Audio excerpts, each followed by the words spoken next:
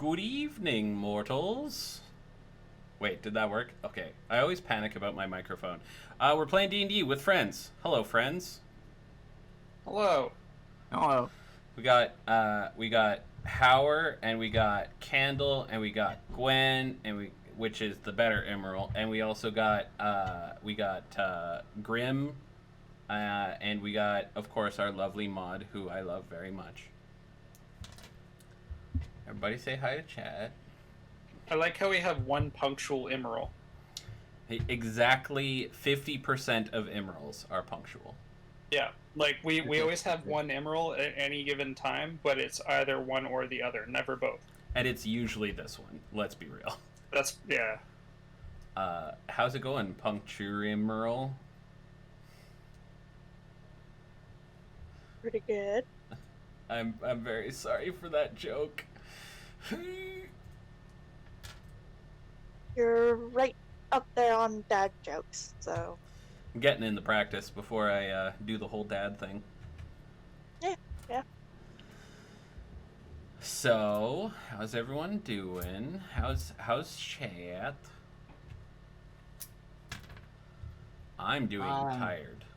I was a lot less wet a moment ago, and now I'm much more wet. But I'm becoming less wet again.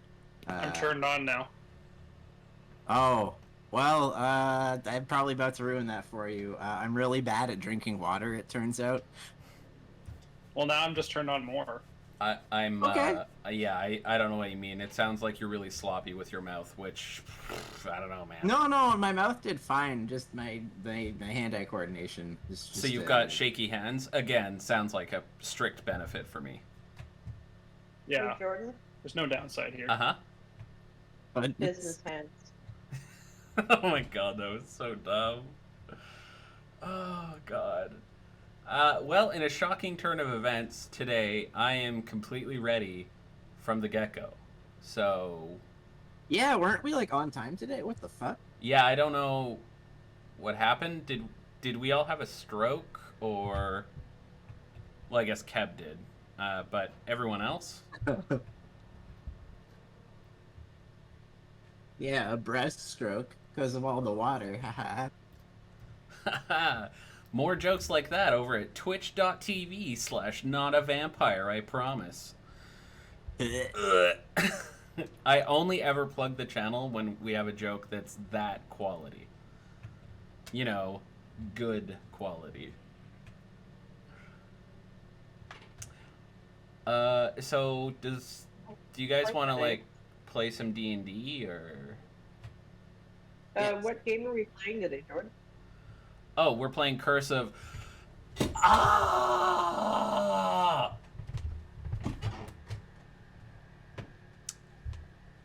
You guys want to play that?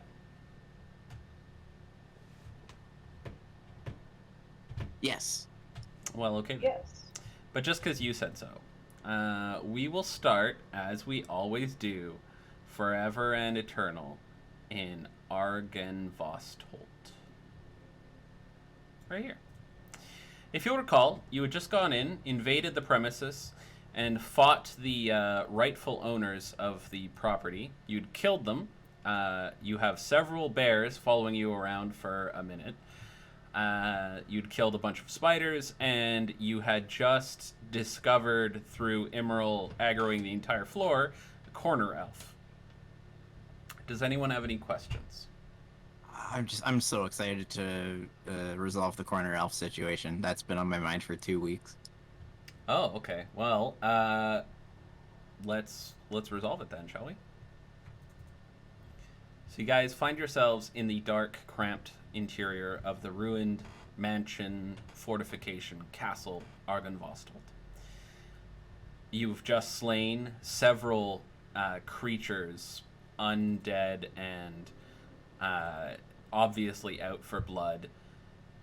And once they had fallen, their bodies just lay there, perfectly still. The bears, after a moment or two, eventually dissipate, disappearing back into the ether from whence they came.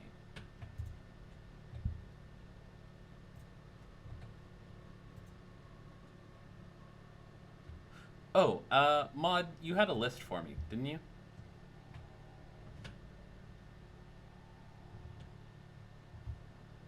I believe Maud has a list for me. Actually, I think I know the list off the top of my head. Anyway, what are you guys doing? Yeah, that's correct, Maud. I'm gonna quickly I know glance two around riding and make bears sure in that the there's carriage, no right? like a more immediate threat. Okay, you scan around and don't see anything obvious. Okay, I'm gonna drop rage. All right, you chill your tits. And who seems to be the most hurt? Is Candle hurt? Is I've Gwen already hurt? given out the headband of intellect. That's a good question. Who is the most hurt? The Revenants, obviously. Hauer is runner-up. Okay.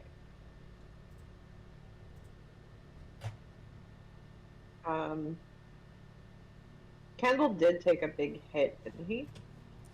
Yeah. Candle took a couple of knocks. One particularly bad one. Okay. His armor and like metal exo parts are like really like torn up in the chest, and there's like splinters of wood and stuff coming out. I'm gonna go over to Candle, Okay. and I'm gonna put my hand on his arm and say, Candle, do you need healing? We'll try and get you healing as fast as we can. And I'm gonna cast Cure Wounds. All right. What's your arcane focus?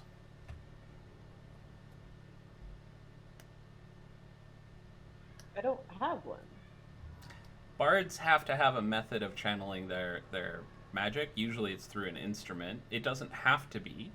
It can be through pretty much anything. But I need to know what that thing is for you. So I think you and I had discussed that you'd be using like storytelling and oratory. Is that correct? Yeah. So you Pretty much. have to be telling him a story to use the spell. Ooh. Sorry, friend. Okay. I hate to rain I'll on your figure it parade, out. but arcane magic isn't exactly something you fall ass backwards into. Oh. Candle is gonna say, Actually, not bad. I think Howard was worse, but I'm well enough to escape and set up a camp.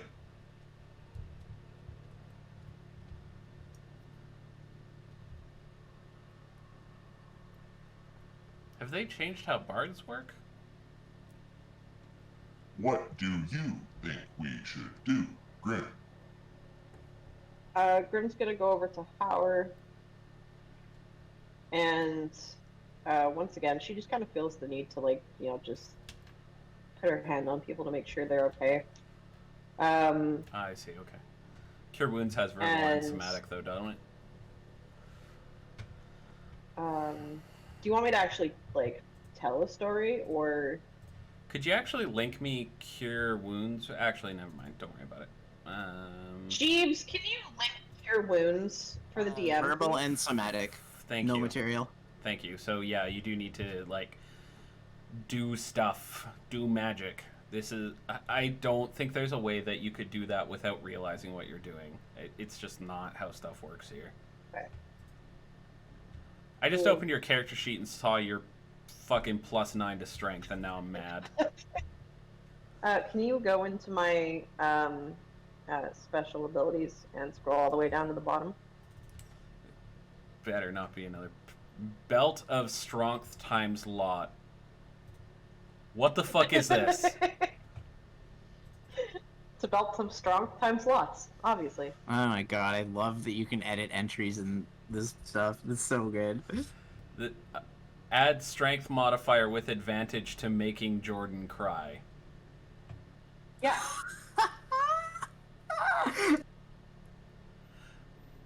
Anyways, Yeah, but it has to be Um, with intent. I so just don't Grim's see how gonna you can kind use of somatic think and for a verbal moment components and, without trying. It's just process the fact that she's been able to use these new abilities.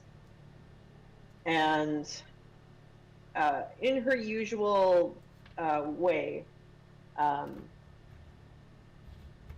she kind of just dives headfirst into it and begins telling Howard a story about um, a little boy that she met and how he was very injured, but like this wonderful um, healer came around who was absolutely gorgeous and managed to heal him right up. And then the little boy went on to be a great fighter and fought in the healer's name. Okay. And I'm going to cast Cure Wounds. Fair enough. For future reference, you don't. The only thing is, I needed to know what your focus was, what you used to cast your magic. You don't need to tell a story every time you want to use a spell. I just got to know how you're doing it and make clear that you can't. This is not something you can just like wing. You know what I mean? Are you casting it at first level? Yes, you are. That's all you got. No. Okay. You dealt 2 rage damage. Feel better, you piece of shit. I don't know, Like Lavana. It's good to see you, realigns bye, your but spine, like, you feel better, but it's I'm not just, like, sure. They did the neck twisty movement, so Yeah, like it hurt, but it was good. yeah.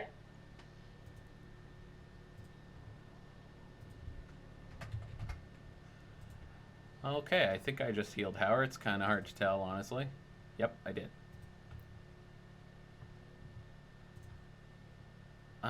Okay, so what's everyone else doing? I'm feeling more intelligent now that I have the band of intelligence. That's all I'm really up to. Although I'm gonna actually walk over here and poke my head into this next room. Can I do that? Yeah, On absolutely. a side note, George, you might want to check chat. For what? Why should I check chat? What possible use could there be for me to check chat? Because I bought Candle something. Nope. I no. No? No. No one can buy anyone anything ever again. In fact, capitalism is canceled. Okay. Well, no more items in D&D is a fair trade-off for no more capitalism, I think. Yeah, no capitalism in real life because I'm a little bit like, ugh, in D&D. I'm not actually. Everything's fine. I'm just being a fuck. Okay, so you poke your head in the door. I was actually just distracting you while I looked up the entry for this room. You poke your head through the door and find that it's a kitchen. The kitchen has been plundered. Its tables are overturned. The floor is littered with rusted utensils and smashed crockery. Narrow windows flanking a hearth look out over a cemetery. An open iron pot hangs from a hook inside the blackened fireplace. It rattles on its hook and bobs up and down as though something is inside it. There's also, I better... Oh, yep, sorry. There's also a dead spider in the room. I'm just gonna go over and see what's inside that pot. Okay. So you go over to the pot.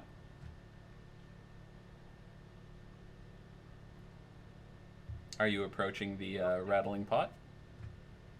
Please go over to the pot with friends, Candle. Candle's gonna poke back into this room and say, Something's rattling in a pot, and I want to see what it is. and then he's gonna leave the room and go check out what's making the rattlies in the pot. Okay, can I please get a dexterity save? Why? Because I asked, and since I'm your parent, you have to do what I tell you. While he's doing this, can I heal myself with lay on hands? Abso-fucking-lutely. Please be a fail, please be a fail. Oh, okay, that's not awful. Okay, It's 5. sorry? +5. Yeah, how close am I to you? Or how close must I be? To it? I'm No, gonna say close Lavana, enough. I'll be walking you with can you. improve the bear wand. Unless there's Okay, explicitly that's a 16. upgrades, no, absolutely not. Okay, so you step in front of the pot, and it finishes rattling, and something comes out of it, screeching in your face directly. You manage to duck away from it, and when you look back, you see a small, ordinary bat flying around the room looking for an exit. After a while, it flies through a smashed window. When it first comes out, Kendall like reels backwards with his Yeah, you hands can get a refund. up, and his face completely expressionless. Oh yeah, because you don't have a face. Cool. Yep. Thank you, Candle. I just spat coffee all over myself.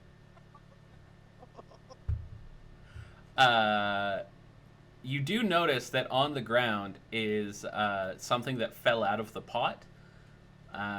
It looks like a small set of chimes of all things. Oh, okay. Can I go inspect those? No. In fact, you die when you touch them. Okay, sick.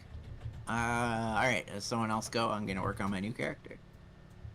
In fact, you die so hard that you die in real life. Oh, okay. Rip. And sorry, it's actually a hollow metal tube measuring about a foot long and weighing about a pound. Oh my god. I pick up the tube. Is that what I think it is? Okay, and where do you stick it? I just hold it in my hand, and I'm gonna Okay. say to Howard, I found a tube of some kind. I do not understand. And Howard's gonna take a look at the tube. All right, it's a hollow metal tube.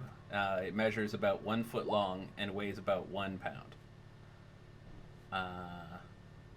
Knowledge Arcana wouldn't really help you much in this case. You'd need to know it was magic first.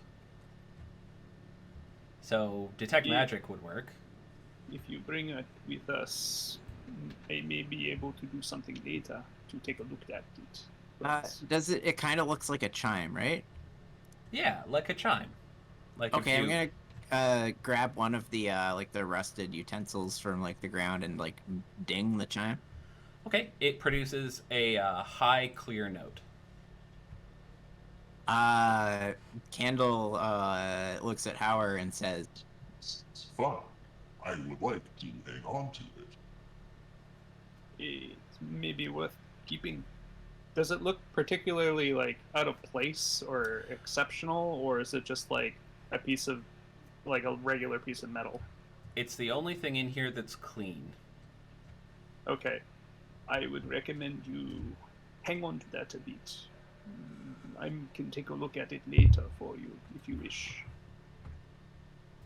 Thank you. and Candle is going to put it into his bag. His butt. No, just into the bag. Into his bag? That's what I said. So his butt is his bag. Prison No, bag. he, It's canon. Your butt is your no. bag. no, I have a It's your bag. prison wallet. I don't have a prison wallet. I just have a bag.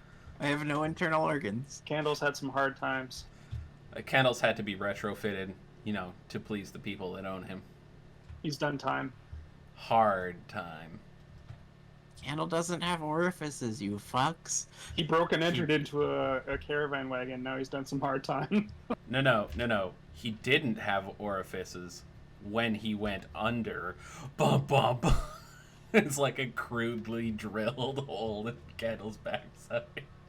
I'm just imagining Candle with like a mom heart tattoo etched into his metal shoulder now.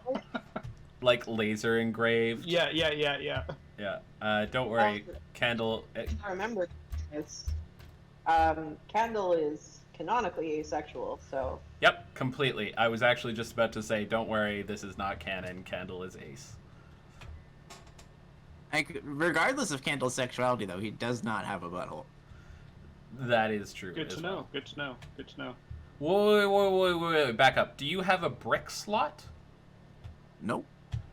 So you're half the robot Bender is. Yes.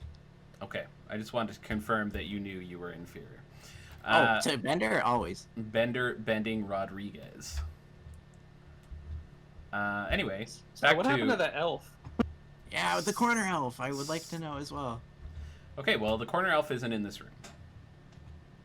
I'm gonna pop back into the old room and ask the room in general. Where is the corner elf? Emerald, who is totally here and contributing meaningfully, points to the room through the kitchen that he ran through.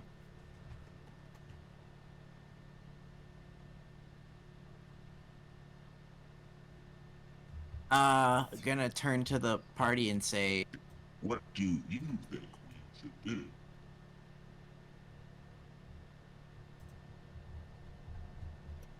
I think we talk to the elf, perhaps, and then make camp.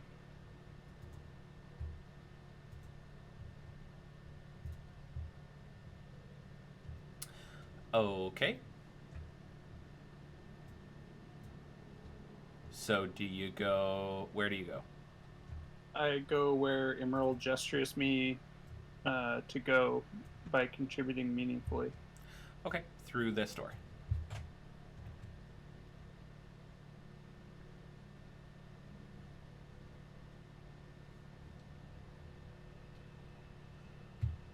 And as you step through that door, you see a torn up rug on the ground.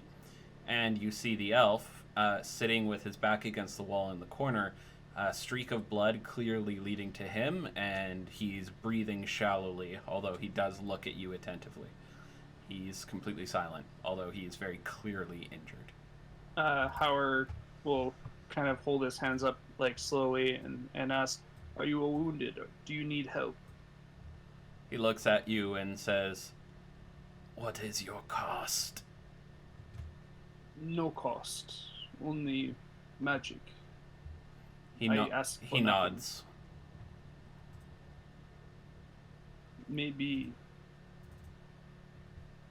Are you able to walk? He looks at you and says, "Yes." Is there anyone else you are here with? He shakes his head. "No, but please, I'm not well." I understand. And Howard will carefully and slowly walk up to the corner elf, Okay. and while doing so, begin to cast the healing magic and call upon Tayao to bless him with healing. And I will use the last 5 points of my lay on hands and tap him on the wrist and say, "Relax for a moment. This will just be a second." Okay. So some of his wounds close after you heal him, although he's still very injured, and he nods at you as the light envelops him, closing some of his fairly grievous injuries, and he says, "You have my thanks." If you Candle are, can go ahead. pop into the room, just dive roll through the door, and then say, Ka-chow! and then Ka-chow. cast healing word on the corner elf. How much of that was a joke? Wait, also, sorry, Aki, what did you say? Or was that Gwen? I think Someone that was else was Aki. speaking. No, that was me. I'm having some issues. Aki's having issues. Oh. How much of that was a joke? Can delete. No, I do I like dive and do a combat roll through the door and then cast healing word on the corner elf.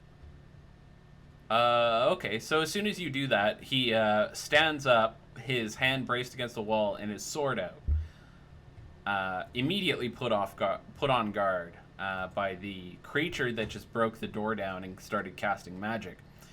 Since he doesn't know what you're casting, he refuses your spell because it is requires a willing target, and he isn't healed.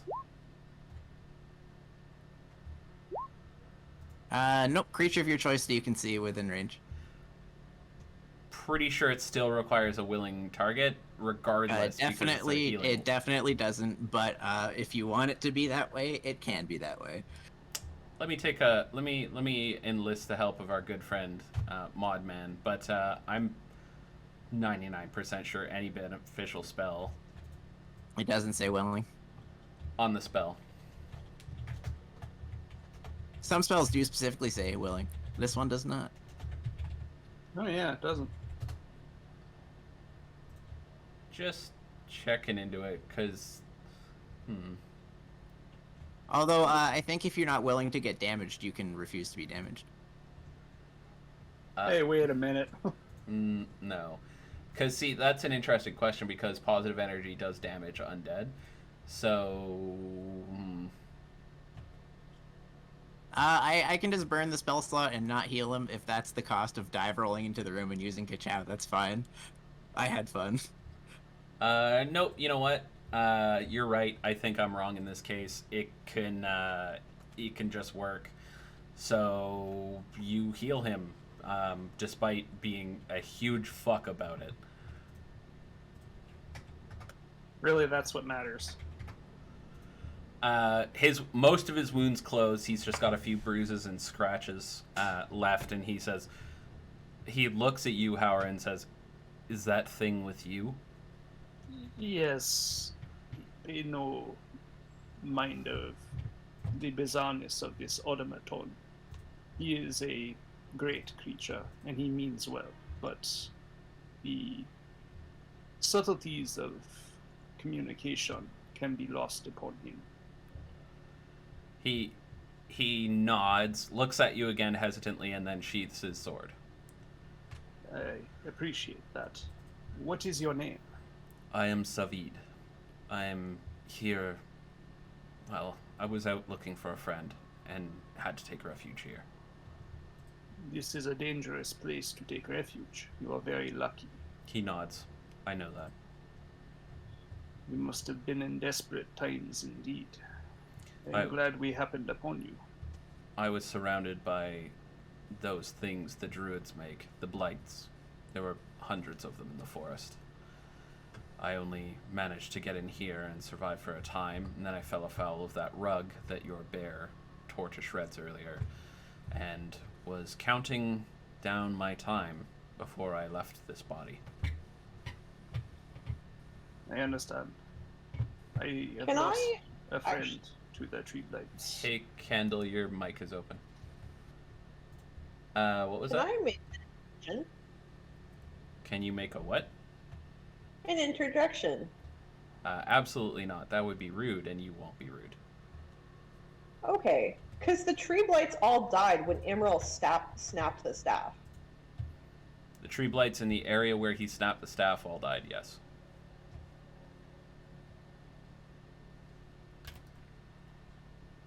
That was less than 2 weeks ago.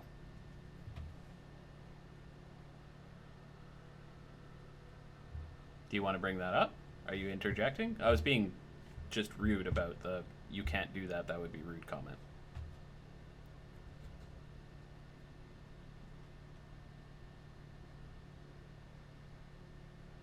Aki appears to be busy. What were you saying, Howard? I was just going to ask him,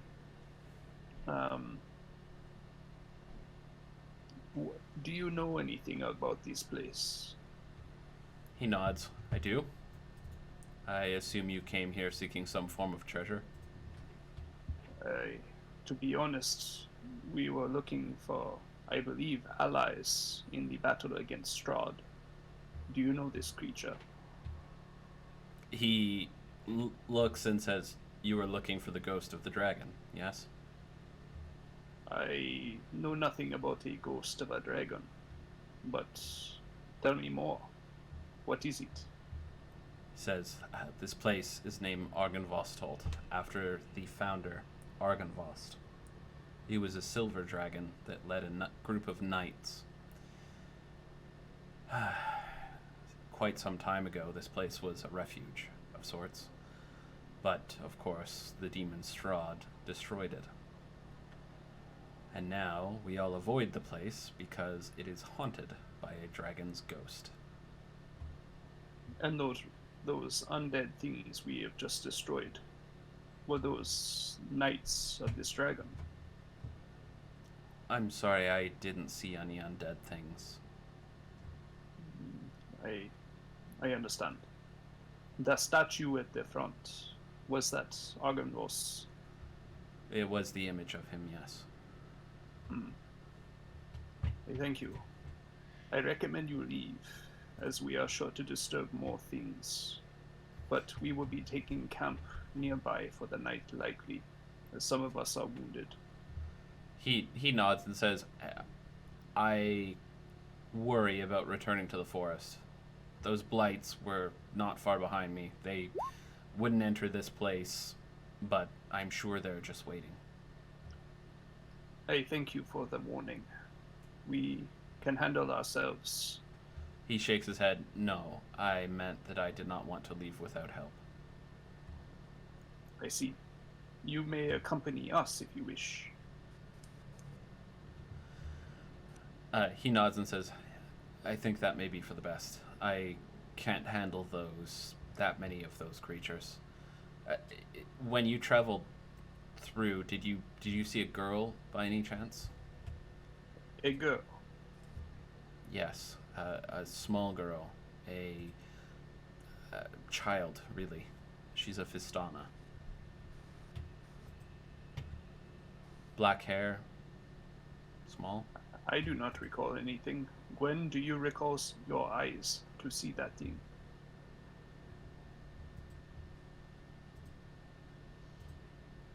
Also Gwen type stuff. Yeah. So Gwen enters the room next, barely avoiding tripping on Candle's crouched figure.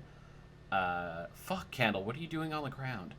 Then, seeing the injured elf and Hauer, she slowly approaches, coming to a stop next to Hauer with a curious and concerned expression. Also, fuck, Candle, what are you doing? Is 99% of my dialogue with Candle. And Candle's like, ciao! Yeah. That's 99% of my dialogue. Oh, you're a weird friend. Emerald suddenly stops being an automata. Just completely stops contributing meaningfully. Gwen, do you remember seeing a small girl in our passing? A Vistana.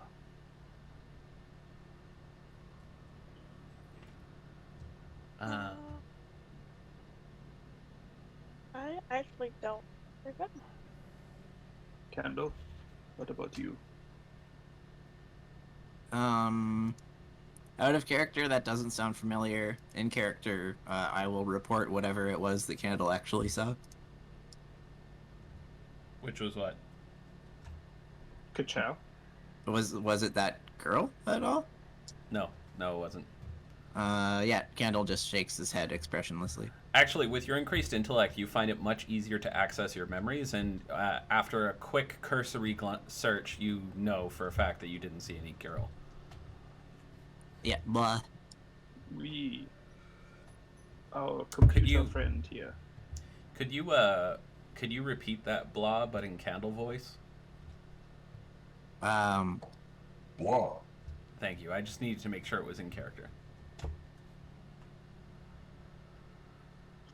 I'm afraid not. He nods. She may have been destroyed by those creatures. I must go and look for her. My people owe the Vistana a debt. What was her name? Her name is Arabelle. We should be on lookout for Arabelle ourselves, and we will let her know that you are well if we find her. If we get split apart and you survive, where will you go to? I will continue my search for her. We can help you with that search if you wish. I can help you. He nods. Then we should be off immediately. I'm not sure how long I've been in this place. I've faded in and out of consciousness, but surely a child cannot be in good condition after any time has passed in these woods. we can look deeper into the woods, and then we return here, as is our project. Do you agree with this? Yes, I'm. That is fine as long as we find her. And Howard will look to the rest of the group. What do you think? Do you think we go, or do we stay and look deeper into this place? We can always come back. I would like to rest for a while. As would I. Me too. He says, I must be off. I cannot waste even a moment. Good luck out there, corner elf. He nods and says, thank you for your unconventional but timely help. And he leaves.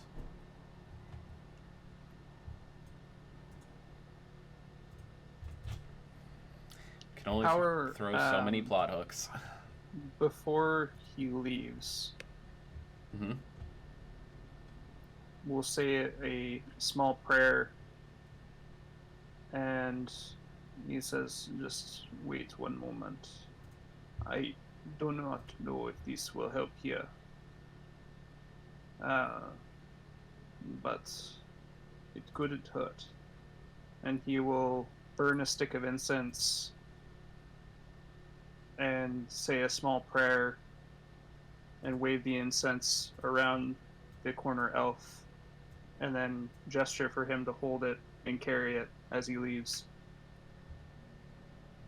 Okay. He takes it from you, smiles, and still leaves. Power smiles back and says, "May it guide you in the maze that is life." He Kendall nods. also joins in on the smiling, but like expressionlessly. God damn it. And ka-chow. Ka-chow indeed.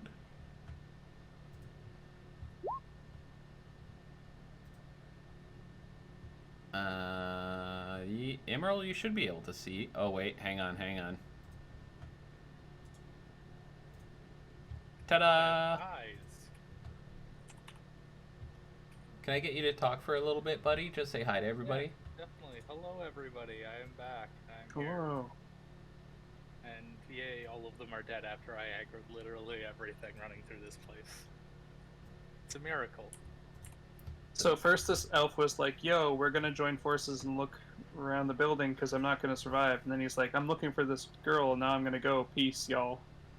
No. He was under the impression that you guys were going to help him with his thing and then come back for this thing. And he was worried about his safety if he left on his own, but once it became clear that you guys were not going to help him in his search, he prioritized that over you. That makes sense. I mean, I was down to help him search. I just thought, like, we definitely need the rest. You probably do. You're not wrong, but apparently whatever he's doing is very important to him. We could risk going with him, you know. They could do that. But Candle gives you a thumbs up and says, Let's do it then. I will not go without the rest of the group. But not every sob story, perhaps, needs our help.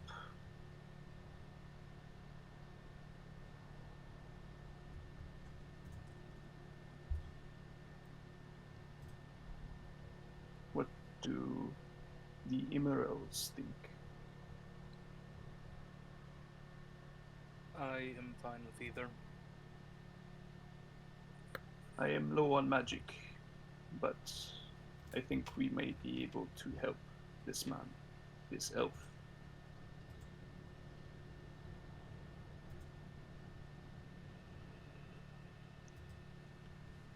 Grim, what do you think? I think it'd be a good idea to find whoever he's looking for. I tend to Either way. agree. Do we risk it then? Uh,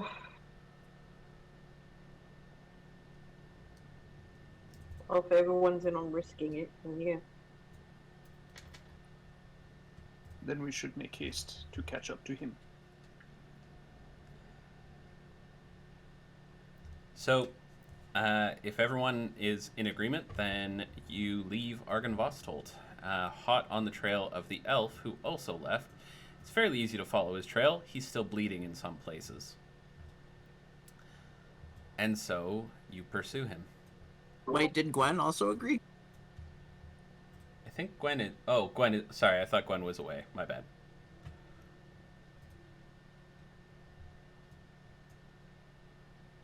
If you do not wish to pursue this man, Gwen, you have a voice here as well. Okay, continue on. We're already going. I sense some reluctance, perhaps.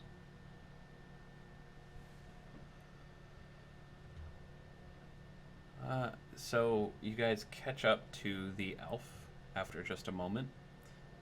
He's not traveling very quickly, but he seems to be following something.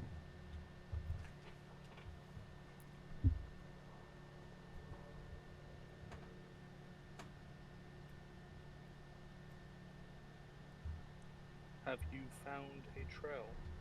He looks over at you and says, yes, I believe so. Do you see there? And he points to a very, very faint small footprint in the dirt. He says, it's a little old. I'm concerned she may be quite far indeed.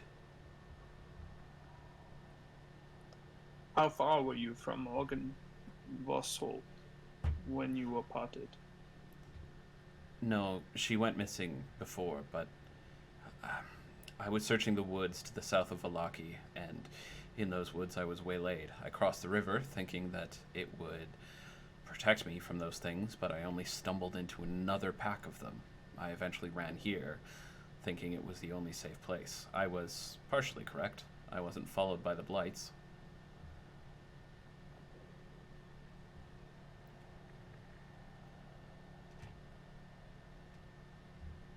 Now, we must make haste.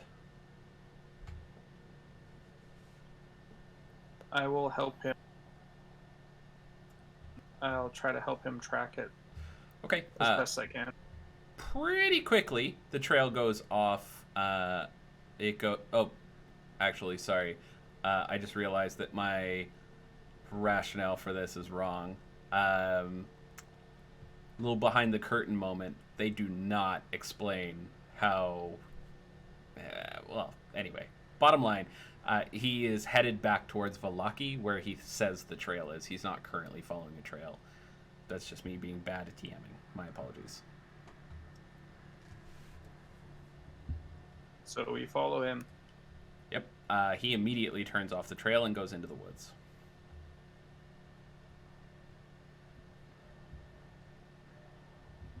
Alrighty, time for a risky adventure with wolves.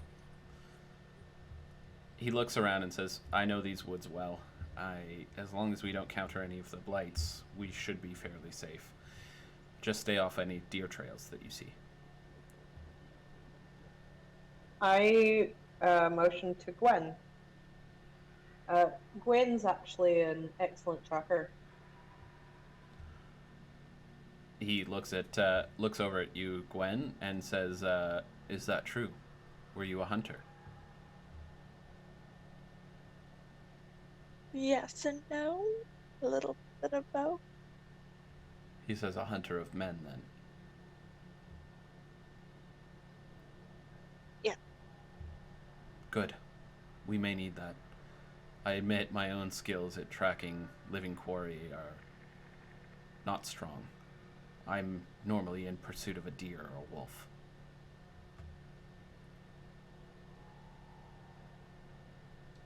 Who are a whole lot easier to track. He nods.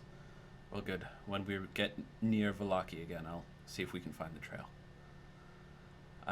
So, cutting through the woods with his assistance, you actually make really good time headed back to Valaki. You manage to get there in just a couple short hours, crossing a fording point in the Luna River and cutting through some more woods until you reach what is very, very obviously a Vistani encampment. And if you just give me one moment, we will switch over there. There he is. That's the robot that broke into my tent. Get him! No. But he does bring you into. Can you guys see this by any chance? Probably not, right? No. Nope. Okay. Give me one sec.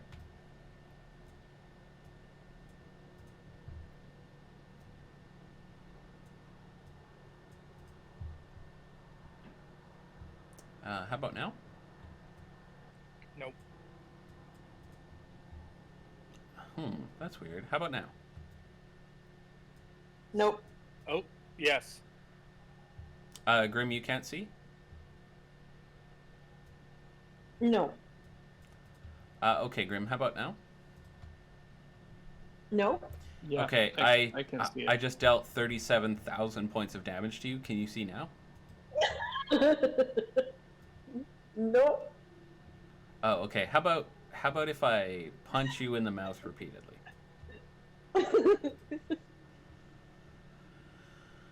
So you come to a hill with a small collection of houses around the base of it in a kind of a ring circle pattern. At the top of the hill, there is what is obviously Vistani wagons, horses, and a tent. Savid looks around and says, "Wait a moment." And out of nowhere, another elven guard basically appears. You do catch him sneaking up, but it took you a moment and caught you unaware. The guard says, "Hold. Oh, Savid, have you found..." And Savid shakes his head. The guard, another elven man, nods and says, "I assumed the hunt did not go well." Savid shakes his head again. The guard nods and says, "Are they with you?" And Savid nods and says, "Yes, they saved my life in Ardenvostolt." One of the elven guard's eyebrows raise at this, and he says, "Very well." And he turns and walks away. Savid looks over and says, "Do you see any tracks here that might indicate where Arabelle went? I would prefer not to go into camp if we can avoid it."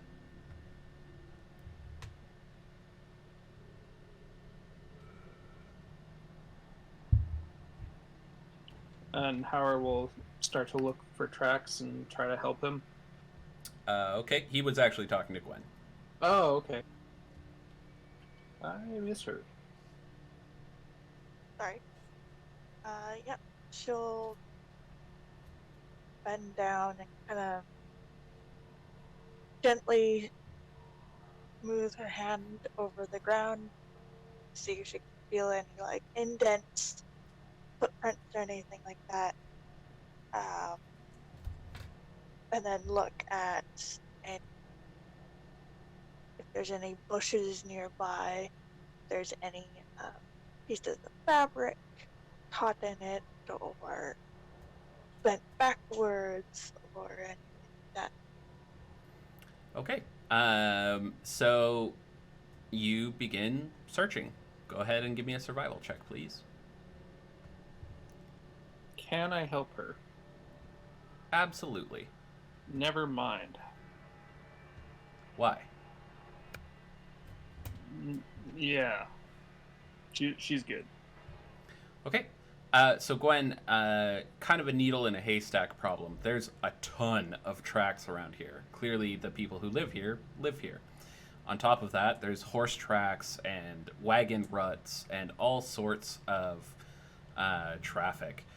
However, you do manage to pick out a small set of footprints leading up the hill and another set of larger footprints leading up behind it. And then the larger footprints get deeper as they come back down the hill. The small footprints do not come back down.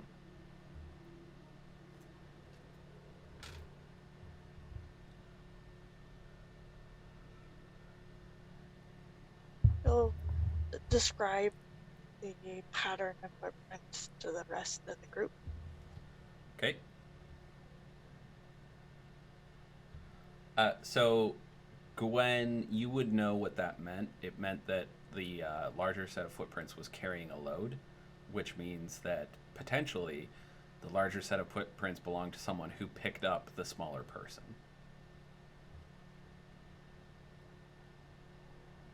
Yep. That's kind of what I gathered. Great.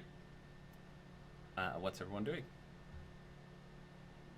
Do we know where they go to? These tracks. Yes, they lead north toward Valaki.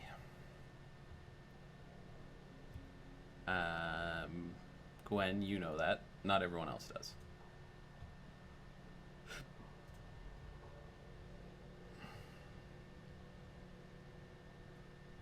And I think we follow them. Savid. He nods. I agree. Well, hey, Pegs. Good to see you. So what are you guys doing? I'm looking at the camp from a distance. Does it look very populated, like densely populated, or is it kind of like, okay? A vampire? Does it Where? look like What? they're all human, or does it look like there's elves mixed with humans, or is it No, you could see a few elven guards around the outside, all male, you note. But there are no elves at the top of the hill that you see. You see plenty of Vistani milling about, but no Okay. elves. Okay. Do they look like they're are they dressed really well, or are they like downtrodden? Who? The Vistani. The Vistani are dressed in loud, bright, fanciful colors, as is their wont. They look simultaneously very, very particularly put together and completely without any coordination. Okay, their clothes are clean. As clean as Vistani clothes normally are. Okay. They live on the road. There are some concessions that must be made.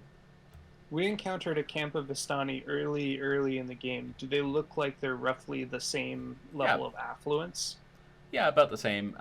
You do note that a few of them look more dour than the camp that you remember, but you also remember coming back to life in that camp, so perhaps your vision was clouded. Right. Okay, cool. Where's the vampire? I don't see one. There's no vampire. There's no vampire here.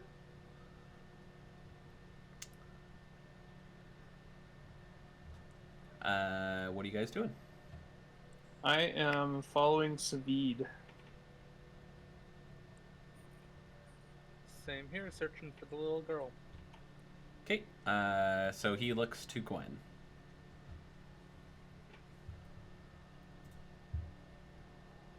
Can I call him Suvid?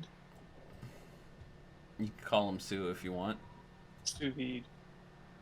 Delicious. Gwen, what are you doing? Delicious.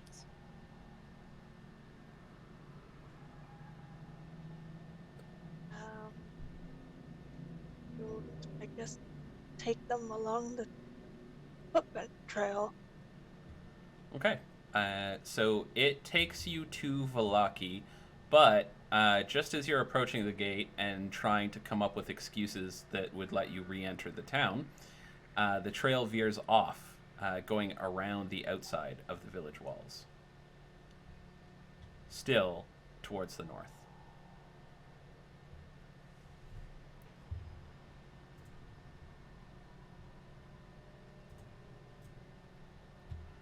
As you keep following it, eventually you find yourselves at the edge of Lake Zarovich.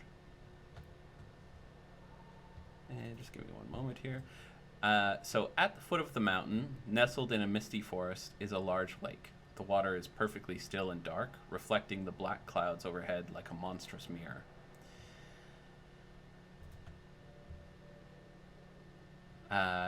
Pulled up along the south shore are 3 small rowboats. A 4th boat can be seen in the middle of the lake, with a lone figure sitting in it, fishing pole in hand.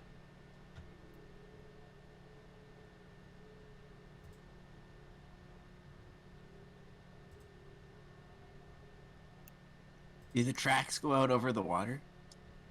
Yes, you can clearly see the footprints on the water. You're apparently tracking Jeebus, Bezos. Pieces. How very helpful. How far out is the boat on the water? It's about 400 feet out. Does the person look like he's a larger person? Yeah, he looks larger. He also seems to be nodding off a little bit.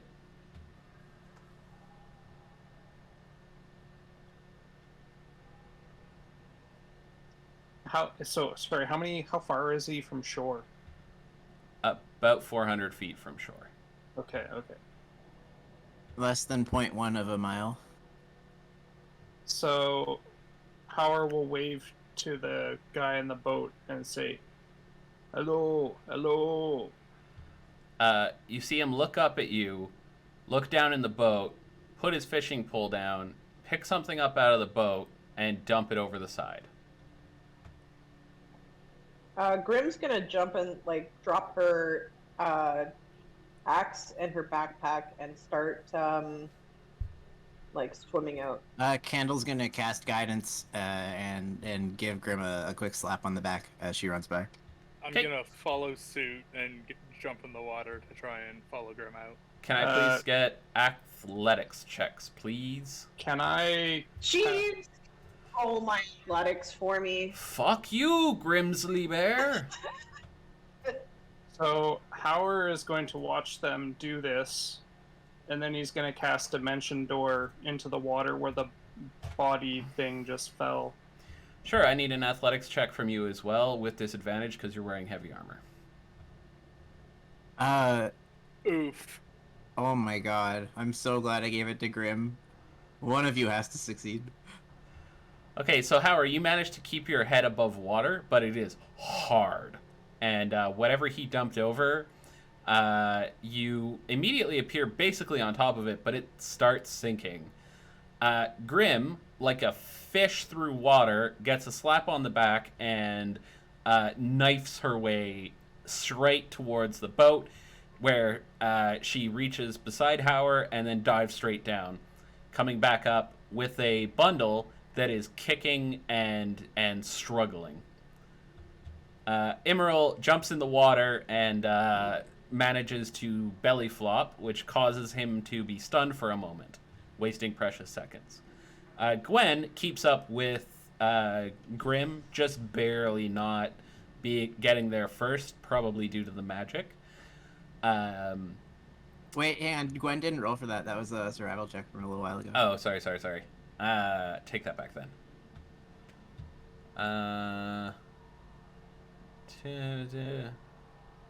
Yeah, I get that you made it there first, but you're trying to stay afloat because you're wearing heavy armor. Are you trying to sink and drown? Nope. Because I grab her underwater and I do this 30 feet to the boat. Yo! All right, great. So You've got my player vote for tonight already. fair enough.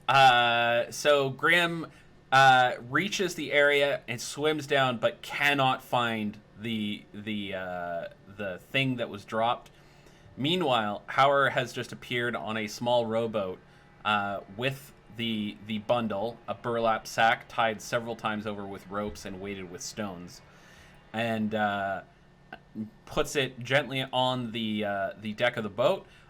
Rolls me an acrobatics check, please. Okay, one sec. Again with disadvantage. Ooh. Manages to stay upright and does not sink the boat. Grim breaks surface, looking around to see if maybe she misjudged, and notices that the boat is full of slightly soggy Hauer, a very soggy package, and a man who's still sitting there holding his fishing pole. He only now seems to be coming to the realization that something has changed. Howard will kind of wave to him, hello. And Okay, he looks over and says, hello. Grim's gonna growl and launch herself out of the water at this guy. yeah, yeah. Okay, so I guess make an athletics check. Jeeves, make an athletics check Fuck! for me. You keep forgetting. I hate this. All right. So Grim comes out of the water like a dolphin. Spear tackles the man. He falls overboard. Howard, you manage to stay upright despite the boat suddenly rocking quite a bit. And the man hits the water hard.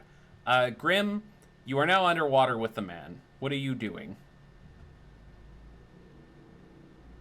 I am going to swim him back to shore. He's Okay. taking the long, wet route. Okay. While that's happening, what's everyone else doing? Enjoying the show, vibing on the beach. I'm gonna check to see if this girl's alive and breathing. Okay, so you unwrap the struggling package and find a small girl with raven black hair and ashen skin. She looks up at you and spits water out, coughs for a short time, then stands up and, in what you can only imagine is her best guess of assuming authority, says, "You have my thanks. Please take me back to my camp."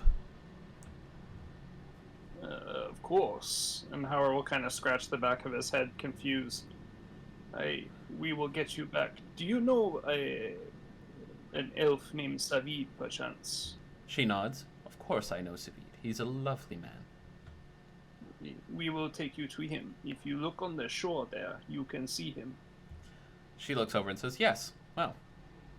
She sits down in the spot that was previously occupied by the kidnapper and says, "Very good, then if you don't mind," and she looks at the oars.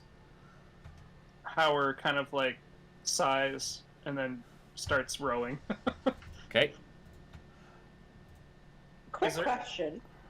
Mm-hmm. How tall is she? She is very short.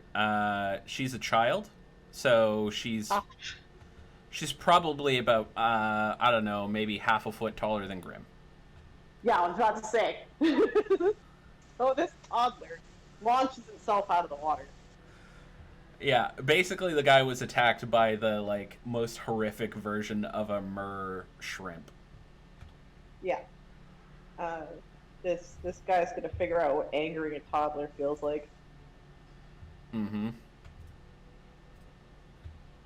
So you, Grim, when you get back to shore, you throw the guy onto the sand, where he lands, rolls over, throws up some water, coughs and splutters, and then rolls back over and sits down right in the spot he just threw water up on.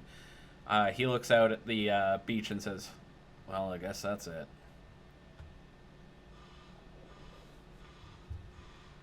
I'd And- like to do an intimidation check. Okay, great.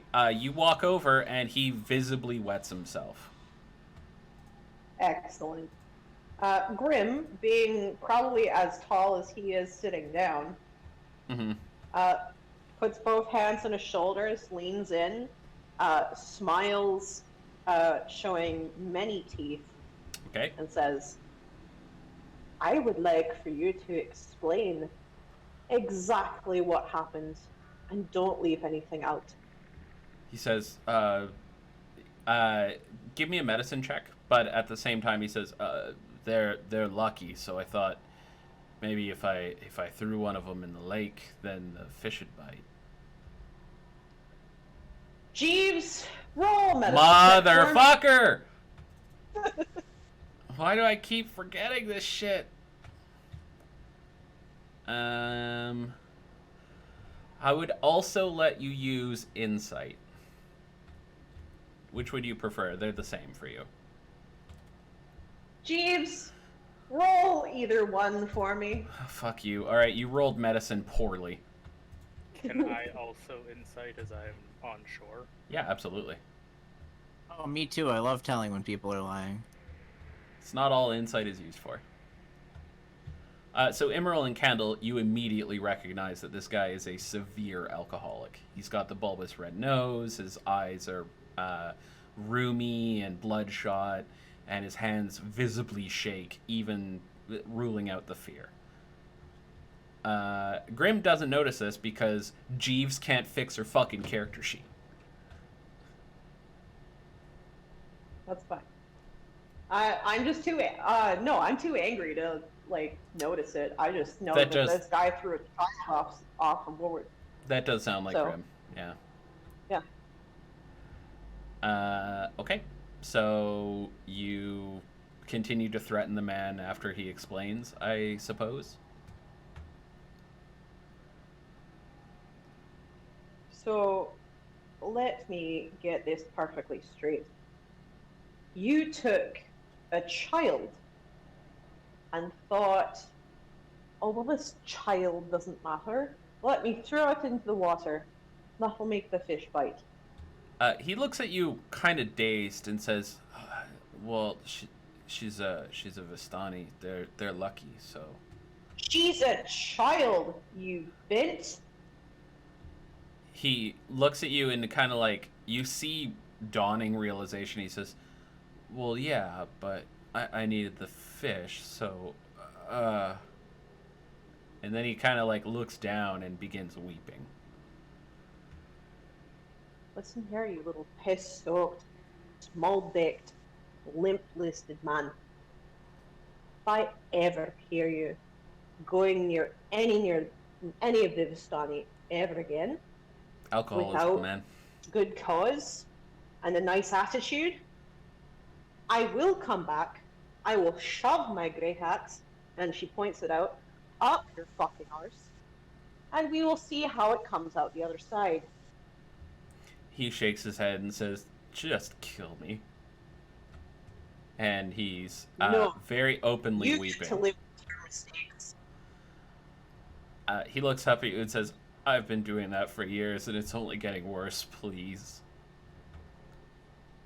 Can Howard hear this conversation happening? Nope. You are looking at a small child trying desperately not to appear terrified while you are rowing, and she is explaining that her father will be rewarding you for your noble deeds today. She talks quite a lot. All right. Would it be evil to kill this man? A man who is surrendered and is not threatening you? No, sounds fine to me. Okay. As your moral compass, I advise that you should probably kill him and then burn an orphanage. Just for reference, Jordan as a moral compass is perhaps maybe not the best thing to do for your D&D character. Questionable at best. Yeah. Why don't you just pray on it and see if and see what your god thinks? Don't face the wrong way. Grim's gonna take him by the front of his shirt. Okay. Just pick him up and, like, because of course she's short, so, you know, she's just Yep. dragging him. And she's gonna head back to that Vistani camp. Okay. So you begin heading back. Savid sees you walking off with him and says, don't return him to town. He has to pay for his crimes. Grim doesn't Candle's gonna say, We could kill him. Interesting for a good character to say that, but sorry, what did you say there, Grim? Grim doesn't hear him. She just keeps going. Okay, he catches up to you and says, please don't return him to the humans. He needs to pay for what he's Not done. returning him to the humans. He looks at you. You're not. No. He stole your people. Your people should be the one to pass judgment. He nods. You have my gratitude, but please, let's wait for Arabelle to return to shore. And right about that time, Arabelle returns to shore. Howard is a powerful man, and rowing is not the most strenuous thing he's done today, never mind in its life. I believe you are looking for this little girl. She says, my name is Arabelle. Yes, as you have told me exhaustively. Now please go to him. She looks at you and says, you will remember my name. And then she walks over to Savid, who looks down at her, nods once, and she hugs him. He hugs her back. Howard looks really tired. Even though the rowing was, like, not strenuous, he looks gassed. Okay. He's not actually. He's lawful neutral now. I am spent for today. After they embrace, Savid looks her over and says, hey, it seems she's unharmed. Honestly, I when I saw the thing go over the boat, I feared the worst. I am eternally grateful to you for accomplishing my task for me. Now, we should return to camp. We are very lucky that we found her in time. He nods. Please, with me. And starts walking back towards the south end of Valaki. Before long, you arrive back at camp.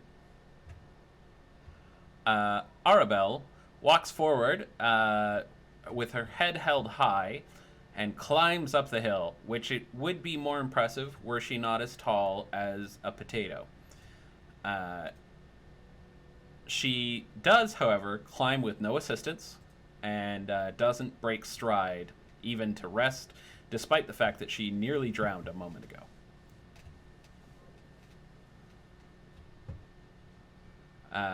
After she gets about 10 feet up the hill, she turns back and says, well, are you coming?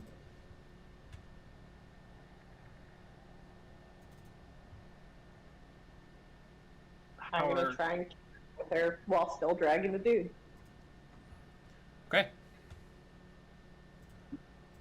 Howard sees Grim dragging the dude. Does the dude have an expression on his face while he's being dragged by a small child-sized person? Despondence. His pants are torn to shreds, and he's getting scarred from the stones that she's been dragging him over. Good. Howard's gonna give him a little shot to the face, like a punch. Cool. Roll damage. If Grim sees that, she's going to stop him. I'm behind you. Yeah, I don't think Grim sees that. Okay. I think it's 1d3, but I'll just let that slide. Okay, he gets punched across the face, which Grim definitely notices. Grim's going to stop and turn to Howard. What? I What did did you nothing. do that for? I did nothing, I promise you. Is Howard smiling? Yes, Don't do that again. I understand. And Grim continues. Okay. It won't happen again. Okay, so you bring her up the hill. You drag the small man behind you, and once you reach the top,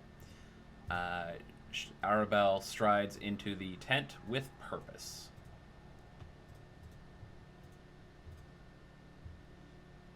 What are you guys doing? Grim's going to put the man down and sit there momentarily, and then looks down at the man. Do you have any kin? He shakes his head. No, I had a wife, but she left. Noted. Are you religious? He shakes his head. No, no.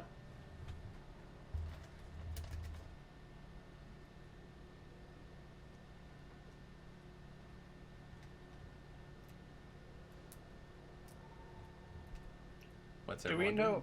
Do we know why he took her? I blanked out. I missed part of that. So his stated reason is because Vistani are lucky, so he thought if he threw her in the lake, the fish would bite. Ah, okay. So he's crazy. Okay. God damn it, Candle. So you disrespect the Vistani land and therefore violate their home? Fuck, I suppose so. Alright, cool. Just making sure. God damn it, Kendall. So... Actually, you know, Howard, that's a really good point. Candle, please give me a wisdom save.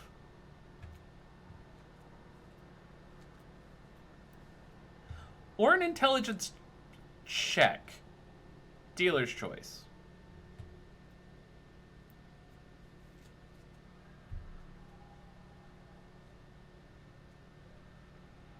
That's like the third alignment questioning thing you've done. +5. Not in this case. This is an alignment check. Damn it! Yeah, you can't protect him from himself. I want to so bad. So, Candle, you're now just true neutral. You've moved a step towards chaotic. But he just saved a little girl. No, he didn't. He Yes, helped someone else save a little girl. And Still good. this isn't about evil or good. It's about law versus chaos, and using your newfound telekinesis to disrespect someone else's land in direct violation of your god's precepts definitely calls for an alignment check. Okay. But counterpoint, Ka-chow? Your counterpoint has been noted and filed under things I definitely care about. Ka-chow. Oh man, I'm so stoked to be true neutral. Yep, you are now a true neutral robot. Congratulations. It's everything you've ever wanted in life. I will point out that that makes you 2 steps away from your god, which Candle may not realize, but usually that means that you will no longer be receiving spells. One Okay. step is often, you know, a little bit of wiggle room is okay, depending on the god. 2 steps is not. So, you know. Okay, that's interesting. I'll still have telekinesis. You will still have the ability to disrespect people, yes. How does he have a point? Okay. I'm gonna follow into the tent. Okay. Yeah, I'm gonna do that thing that sounds reasonable in the scenario that I should have done already. All right, everyone enters the tent. I'm gonna wait outside with the men. Okay, so inside you see Arabelle talking to a large, burly man with black hair. He's quite a bit younger than the elders of the Vistani camp that you had been to previously were. And he is sort of arguing with Arabelle. He seems really genuinely happy that she's here, but it's clear that she's said something or done something that he doesn't approve of.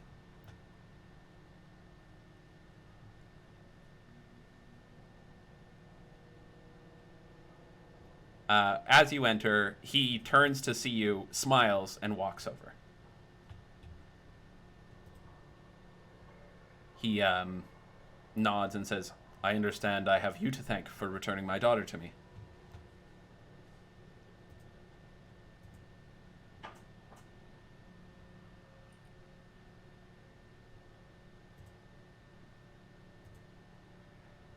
Power and Grim both did well in helping her.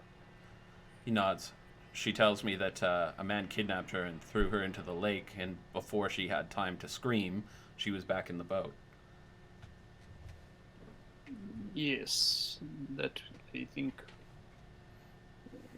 was my doing. He nods and says, "You're a spellcaster then, like Lord Strahd." I call upon help from my god I am not a, I guess, proficient spellcaster, but I do know some things. He nods. Well, whatever you are, you have my thanks. You are very, very welcome indeed. My little Arabelle is very, very important to us. What is your name? I am Luvash. It's a pleasure to meet you, and he sticks his hand out. Hara will shake it and clasp one hand over top of both and bow slightly. Okay, as soon as you shake hands, he says, well, we've recently got a hold of some wine. My daughter is returned to me. I'd say that it's time for a celebration. Please, stay with us. Spend the night. Enjoy our wine. Eat of our food. Hear of our stories. You are welcome here at any time. And I think actually it's break time. Woo! So, what are you guys going to be doing? Drinking wine, hearing stories. Okay, sounds good. Please be back at 8 o'clock. Enjoy your break. I'm going to stay here with chat because I love them. Anyone else hanging out? Staying with it? I'm gonna go grab a beverage. And Enjoy. I'll be back immediately. Cool, cool. How's everyone feeling? You did an honest to God good thing. I thought we were like incapable of doing good things in this game because of the moral quandaries it provides us, but you know what? I think we did good, gang. I think we did good. I mean, you know, bringing her kidnapper to justice instead of just icing him on a beach was probably probably the good move there. Yeah, I feel like that's a lawful good move. I think the good thing was saving her from drowning. I think icing him would have been funny and maybe less good. Yeah, like I think like icing him would have been funny. Chaotic evil candle for president 2021. It's like a red pastel background, like evil fascist background with a candle in front of it.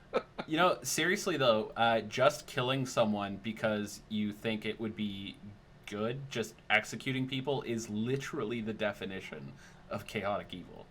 I, for one, welcome my new candle overlord.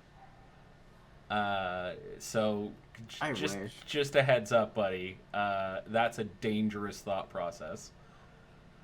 I mean, unless you want to be chaotic evil, in which case, you know, yeah, keep it up. You're doing great.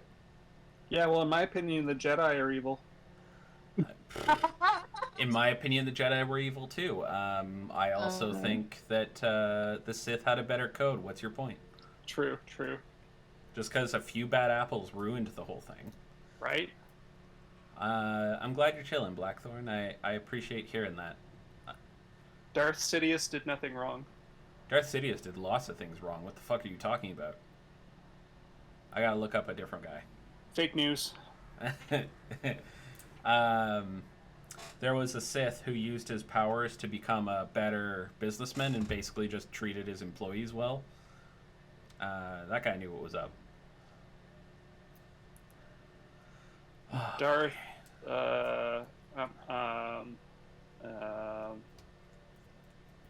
I'd also like to point out that Darth Revan was generally considered a good guy as well. Yeah, I like that about that game. That was pretty neat. The canon ending to KOTOR 1 is that Revan returns to the light. Yeah. So, you know, just saying. He never stopped being Sith. At any rate, has everyone checked out the Saturday stream? It's up on YouTube now if you've missed it. That's YouTube, Not a Vampire, and you want that time we did a face reveal. It's a great video. I'm a little upset that the face reveal didn't go very well. I don't think I'll be doing that again. I'm gonna keep using the actor, but you know, it was pretty fun playing Darkest Dungeon again. How's everyone feel about it? Was it fun? I just want to know if it was, you know, if people had a good time. I think the important thing is that Hobbs' character is alive and well. That is true, yeah. Hobbs' Darkest Dungeon character is alive and healthy and well. There's nothing else to say about it, really. If anyone thinks that's not true, I'd like to point out that Hobbes, when he named his character, had a scantily clad character who had long hair and wielded a polearm. So clearly, Hobbes' character is fine. Ask no further questions.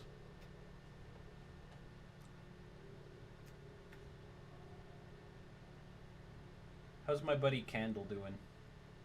My Kendall friend. Still feeling pretty tired from getting me second dose of the vaccine the other day. But really glad to have that. I'm looking forward to it. I got mine booked. Hell yeah. Yeah, 23rd of July.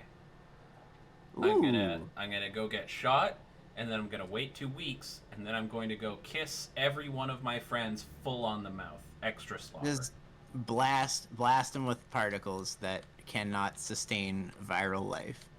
Actually, they can sustain viral life. Just not this viral life. No.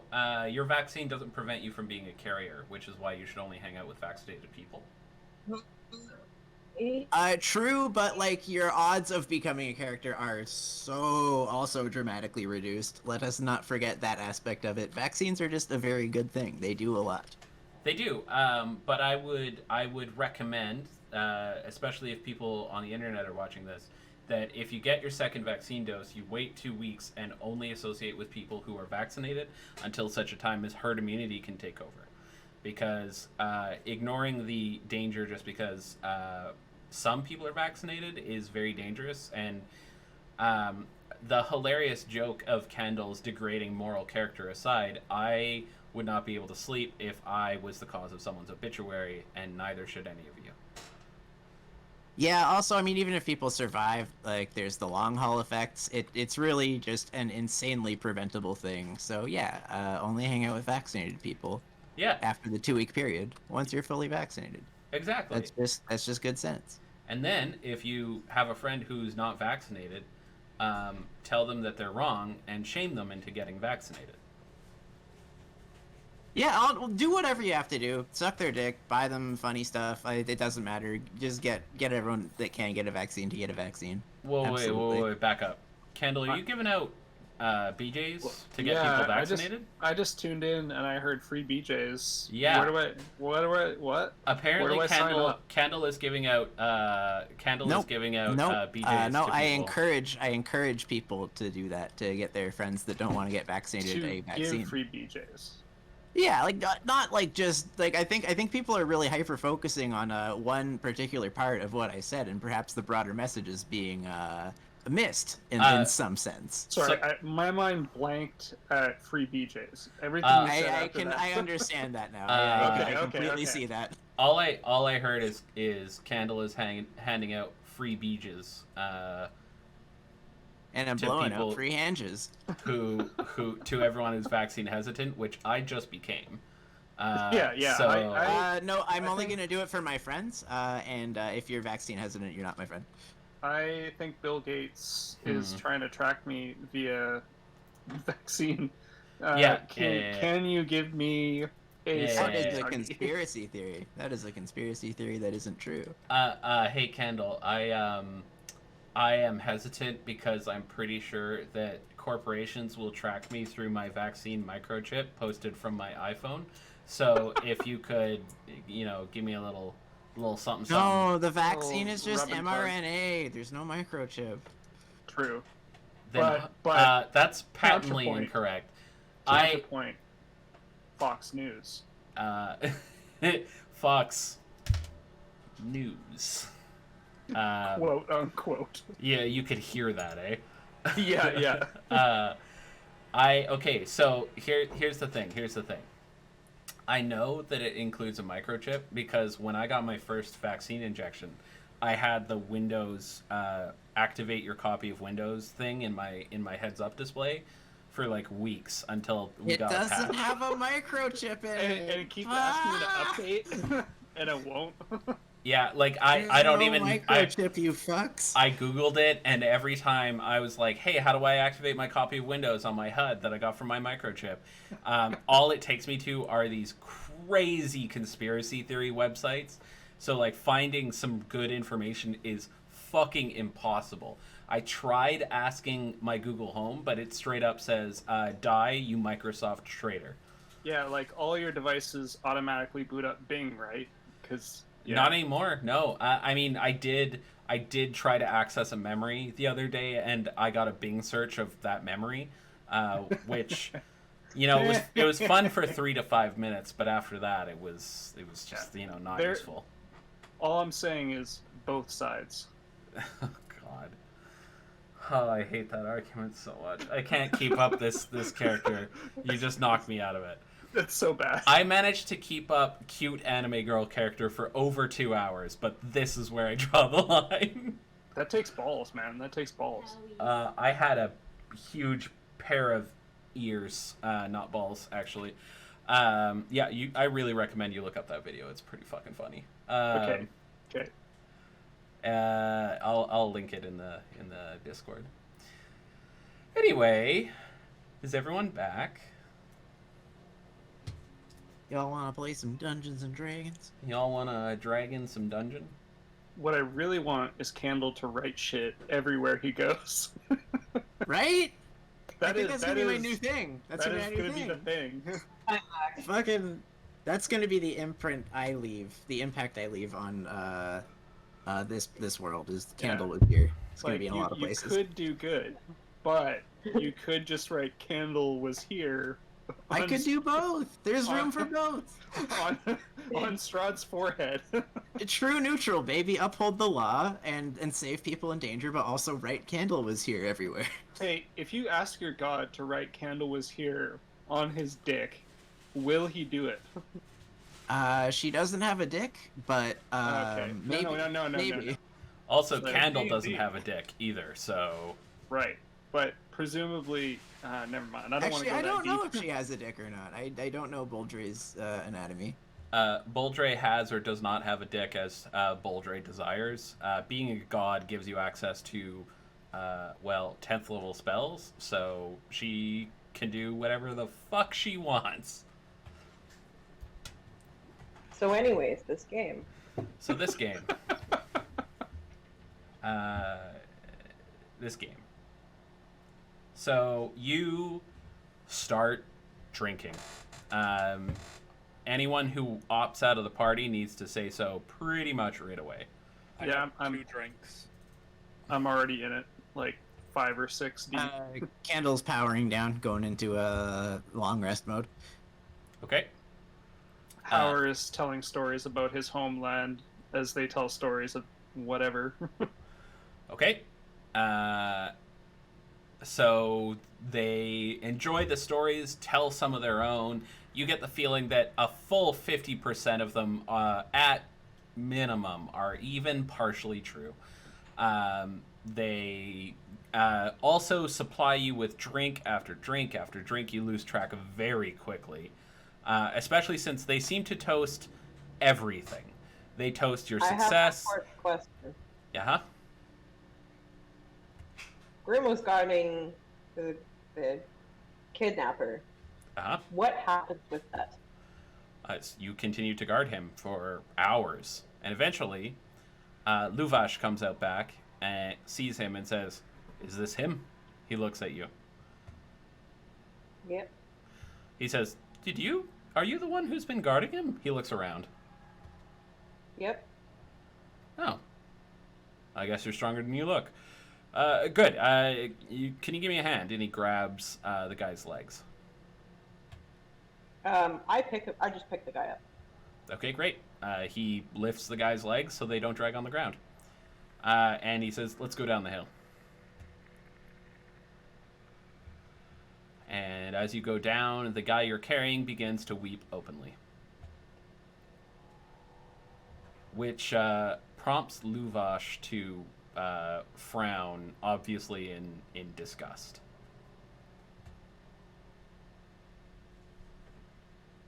He said he's been doing this for years. He nods and says, he definitely hasn't been. I just got the one daughter.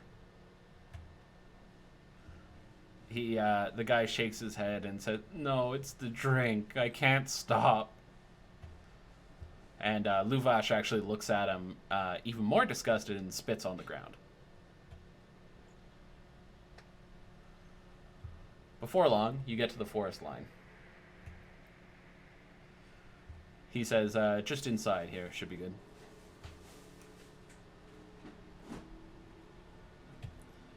Perhaps you should notify someone from Valaki. I'd hate to see your people be under suspicion for something that was caused by. And she kind of like trails off and nods her chin at the guy. He looks at you and says, you're an outsider, aren't you? I could tell because you were, well, short, but you really don't know these lands. We're under suspicion for everything from this man's disappearance to wives not being able to find their favorite pot. There's nothing we could possibly do to make that any worse. But Lord Strahd has us at his beck and call, and that affords a certain amount of luxury. So you worked for him then? He nods and says, well, of course, we all do. Well, fair enough. You mean everyone, like the Vistani, or just like everyone in Barovia? He says, well, both, but please put him down here. And he gestures toward a tree. I'd put him down. Okay, you note that the tree is bloodstained. Okay. He says, you're sure he's the one who kidnapped her? I look at him. I look at the guy on the ground for an answer. He nods morosely. He says, well, do you have anything to say for yourself? The man on the ground says, no, I just... Can I have a drink? And the Vistani looks at him, shakes his head, and says, oh, sure, just give me a moment, and reaches behind his back. The angle you're at, you can see he is not reaching for a wineskin, he's reaching for a knife. Hell yeah, ice him, ice him. Do you do anything? Nope. Okay, he says, here, one sec. He puts his hand on the guy's shoulder and whips the knife out, stabs him through the neck, gets right up close into his ear. Give me a perception check. Jeez, roll a perception check for me. Oh my god, fuck's imagine getting a 1 on this and botching it and like thinking he says something completely different. Because if I do, halfling luck. Oh, so true. Actually, so true. sorry, I should have used your passive. You pass. Well, I mean, you pass with a check as well, but... so you hear him say, rotten hell, you bastard, as the guy's blood leaks all over his hand. He pulls the knife out and stabs him a few times in the chest for good measure, then wipes the knife off on the tree, puts it away with a smooth motion, turns to you and says, you have my gratitude. So, he reaches behind his back again, this time facing you, and pulls out a wine flask. He hands it to you and says, back to the party? I suppose. He gets in close to the man's ear and whispers, "Get stabbed, idiot." he gets in close and whispers in the man's ear, "The Tin Man sends his regards," and then stabs him with a ka-chow.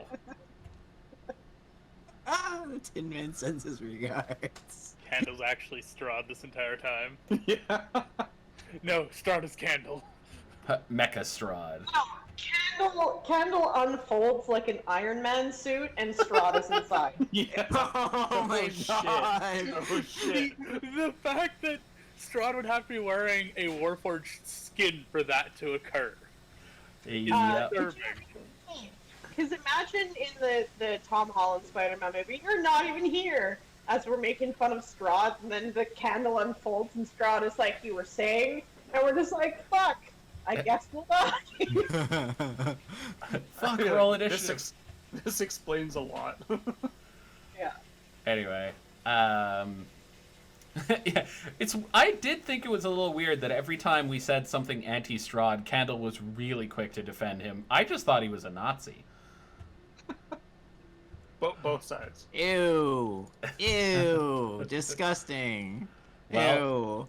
Strahd is already a simp. He's literally a guy who lords over his people with an iron fist. I don't know what to tell you. Anyway, so I mean, after... ew, calling Candle a Nazi. Don't do that. That's gross and fucked up. Candle is canonically not a Nazi. I mean, yet you're 2 steps away from lawful evil. Anyways. Candle is not a Nazi. Don't even joke about that. All right, fair enough. So after a bit, halfway through a story hour, you see Grim come back up the hill, minus 1 prisoner. Luvash appears to be in a great mood. So, what happened with the prisoner? What, I do not remember his name. You guys never Doesn't asked. matter. He's dead. I'm sorry. Don't. Grim's gonna drink and then sits by Averill. All right. So the night continues on. After some time, some Vistani men and some Vistani women start looking mighty tired and getting close to you guys. Sidling up, laughing at your jokes, touching your arm. You know, the usual things. Who runs into a Vistani tent? Or, not a tent, sorry, a Vistani wagon. Looking for a place to sleep. Notably, Candle... You said I'm not allowed to flirt with you. Sorry? You said I'm not allowed to flirt with the NPCs. You are allowed to say, I accept their advances. No. You reject their advances? I politely say, no. Alright, fair enough. After a while, they take the message and move on. Candle, you do see a few of them looking at you, pointing and whispering, and eventually one of the young ladies approaches you. Word? And she says, hello? I can come up out of sleep mode to like converse, right? Yep.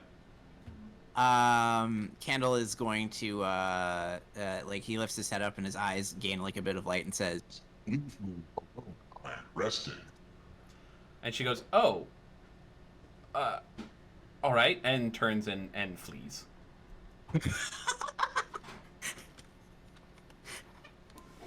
She was clearly hesitant at the start, and that was just too much.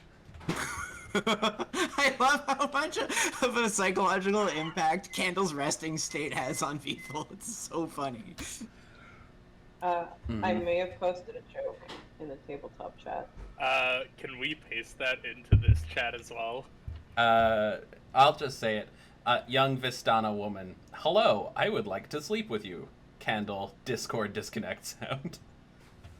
Literally. Anyway, cool. So people go to wagons or don't as appropriate after some time, and the party starts dying down, although by the time everyone is asleep or resting, the party continues long into the mid-morning. We are going to wrap it up there, I think. There's not All a right. whole lot else, and that's a pretty good breaking point. Do You we guys get a long gotta rest? win. You get a long rest and potentially a long rest. So it's the end of the night, which means 2 things. One, wait, one quick epilogue-y thing. Yeah. Candle's like long rest will end once the party is like finally coming to a close. When that happens, he starts like cleaning up. okay. I will cure. Why cure wounds? Because he's cleaning up. Okay. I will mention everyone gets a long rest. But oh no, sorry, I totally forgot to do something. Who is who has the holy symbol of Ravenkind, and who has the Tome of Strahd? I have the holy symbol. Okay. And who's got the Tome of Strahd?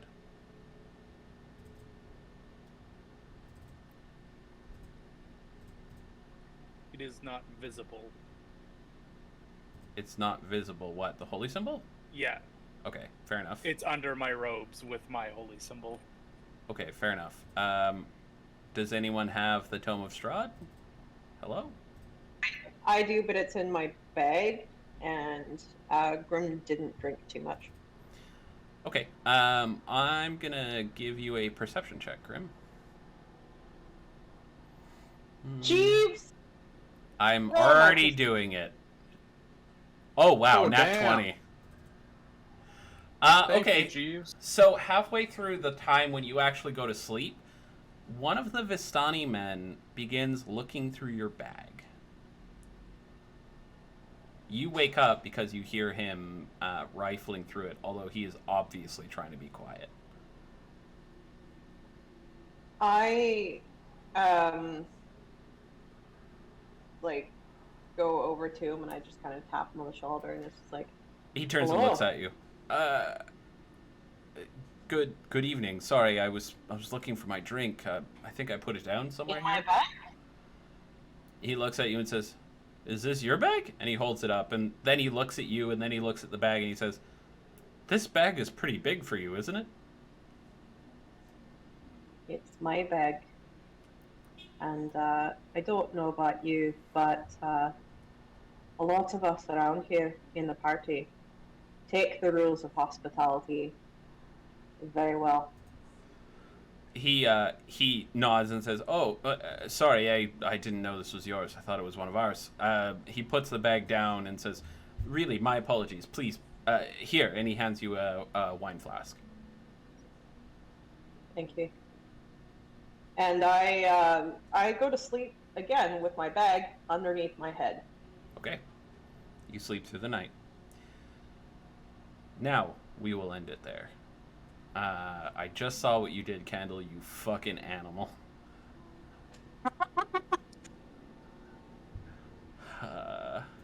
Fucking love telekinesis and fucking love that no matter what happens, I'll still have telekinesis. Uh-huh. Yeah, I guess in the morning we'll find out if you still have spells. So, it's the end of the night. The chat has already voted, so they know what's up. But for the players, let's do the player vote. We'll go left to right, starting with Grim, because she kept calling me Jeeves. So my vote tonight is, God, it's so fucking hard every time, because everyone does just such great roleplay and, or does something like so funny, like Candles every time. I literally spat coffee over myself. That's not that crazy. I did business hands and you splash water over yourself. So my vote tonight's gonna be for Gwen. Her descriptions of what she does, especially in her typed roleplay, like I only like heard the two, I believe, but they're always really well done. Okay. And I look forward to seeing more. Okie dokie. So. How were you voting? Oh man, I have no idea. There are a lot of things I liked tonight. I think I'm gonna vote for Candle, particularly for the fact that his character is becoming more than just the choir boy. So I really enjoy how his character is like changing, and like it kind of feels like he was born a naive robot and has like all these good experiences in the world that he was from, and like he only knew so much about like what he was before, but now he's like been thrust off into this alternate world where he's like becoming an adolescent, even though I don't know how old he is, but it's like he's discovering a world full of corruption. He's also being corrupted by it, so it's very interesting. So I like that, and I'm giving you my vote for that. Okie dokie. Word. Kendall, who are you going to vote for? Well, not just because Howard voted for me, although it might seem like that. I am voting for Howard because that thing with the fucking dimension door to the middle of the lake grabbed the girl before she's barely even splashed into the water. Then like Misty step into his boat and passing the acrobatics trick. Like, that was cool as fuck. Mm-hmm. I love creative uses of D&D magic like that. So yeah, easy vote. I think the most interesting thing is Misty Step has a verbal component, so he spent his literally only breath casting that to get out of the water. Oh yeah, It's with so like bubbles. heroic. Yeah, so if he had like fucked it up, you know, he was down all of his air. I also thought that was cool as fuck. So I actually want to use this as an opportunity to talk about why I make some checks hard. I don't necessarily want you to fail for doing the cool thing or like, you know, stay on track or whatever. I want you to succeed against odds, which is why it was so hard for Elian to kill himself, which is why it's so hard for a guy in full plate to swim across a lake. It encourages stuff like this, where you figure it out, you persevere against the odds, you come up with a solution that's honestly just better than whatever I came up with. So just try and I don't know, I guess don't take it personal. Emerald, who you want to vote for? I'm gonna vote for Gwen just because of the descriptive tracking that she did this session. Just talking about everything that you'd really find around a camp. That was very well placed and done. I enjoyed that. Okay. And Gwen, who you want to vote?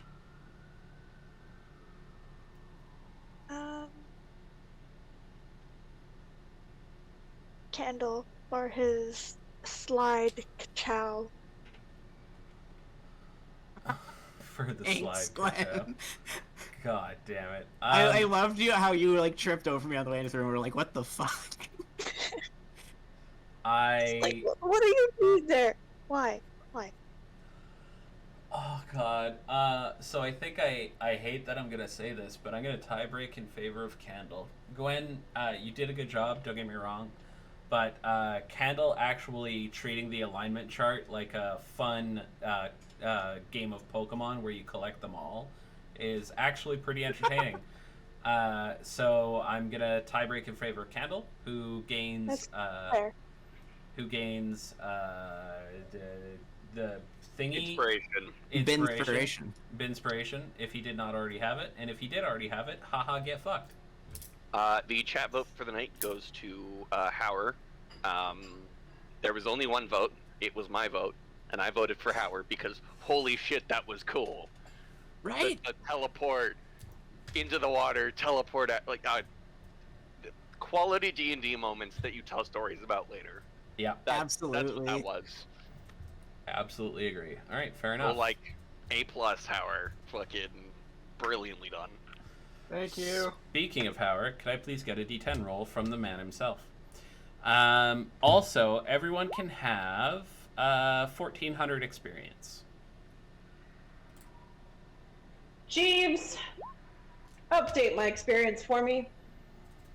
Grim, I say this with the utmost love and sincerity, but eat a Get fat fucked. dick.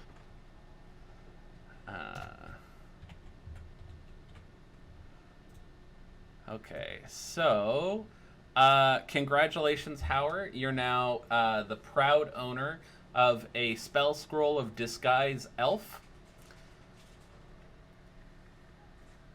Oh, you can disguise an elf as a corner. No, sorry. What about a corner as an elf?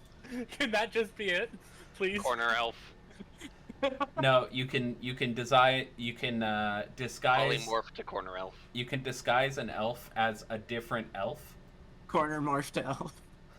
God damn Not it. even. You just cast disguise elf, and it just makes them bend over 90 degrees. No. They're now a Oh my corner. god. No. You cast disguise elf, and suddenly you've got the Groucho Marx glasses, but with like ridiculously oversized ears, like bigger than World of Warcraft. Does it work on half elves? Bigger Yep. than your VTuber? You just get On you get half of you is disguised, so one half of a Groucho Marx style glasses and mustache set with one giant elf ear, and the rest of you is completely unchanged. This will come in useful later when I try to infiltrate Ravenloft.